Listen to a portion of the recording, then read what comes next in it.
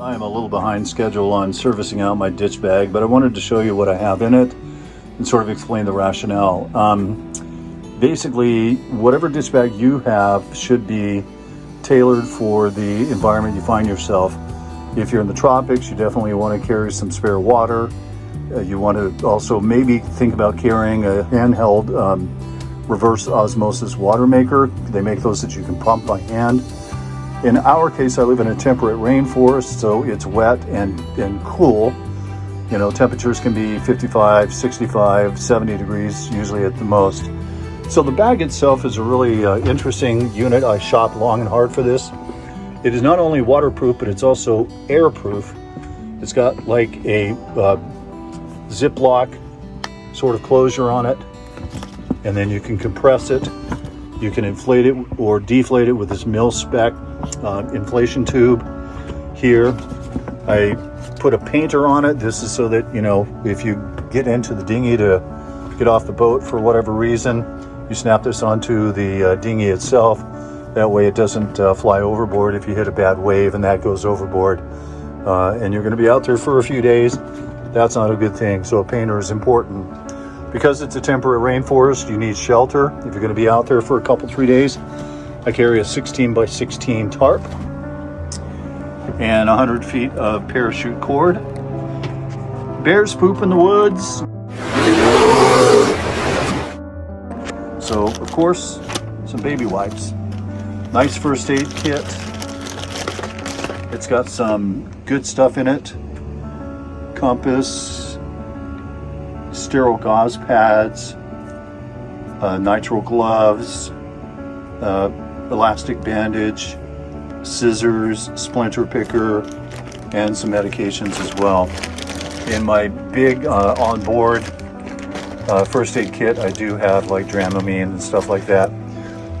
Because bears poop in the woods, there are bears in Southeast Alaska like you wouldn't believe. Admiralty Island alone has, it's estimated, a bear every square mile. The Tlinkets call it the Fortress of the Bears. So bear spray, and the way this will work, if you have, in my case, I crew with 2 other people sometimes.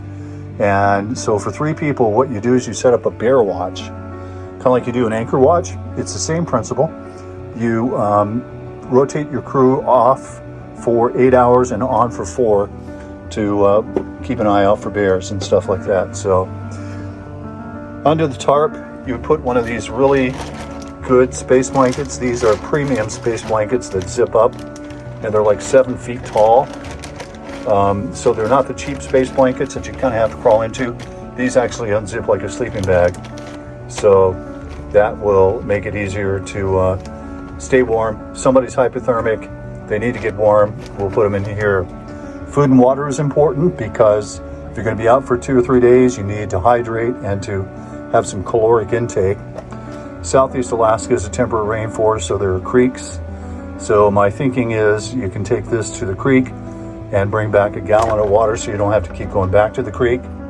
Then you pour it into one of these Frontier water bottles. It has the life straw that filters out the Giardia, because even though it's Alaska spring water, it's still got Giardia in it. The food I carry for backup is these SOS emergency food rations. There are 9 bars in here, so 3 people. There's your food, my food, and the other person's food. Each of the bars is 410 calories, so that's 1,200 calories a day per person times 4 days. 1, 2, 3, 4. I do check the expiration date. I'll do that here soon. But if those are like a year old, they're still good, but I will eat them and then replace them with fresh ones. So besides shelter from the wind and the rain, if you want to start a fire, I've got waterproof matches. I've actually struck matches like this and stuck them in the water and they still burn. Fire starter, no matches, paper, or kindling needed. A pocket saw, and then a really good limb saw that I use for cutting hemlock boughs. Hemlock has very soft needles, and you can actually cut hemlock boughs and make like a mat to put your space blanket on or to just sit on, and it will get you up off the ground and up off the cold. I used to do something like that when I was deer hunting years ago. If I had to sit in a spot where there was some snow on a rock, you brush it off, but there's always snow. So I'd cut hemlock boughs and make a little seat. So that's the idea. For signaling purposes, I have a variety of flares. These little pocket rockets are my favorite. I'm going to go through those and get rid of the oldest ones, keep the newer ones, and then replace those. But we don't shoot the flares off until we use the binoculars to find out if we're seeing a boat or a log, because you've only got so many flares, and if somebody gets flare happy and just starts popping off flares, you run out. So we'll use this to confirm, if there's a helicopter, an airplane overhead, or a boat in the water. Nice multi-tool is very handy. There are scissors,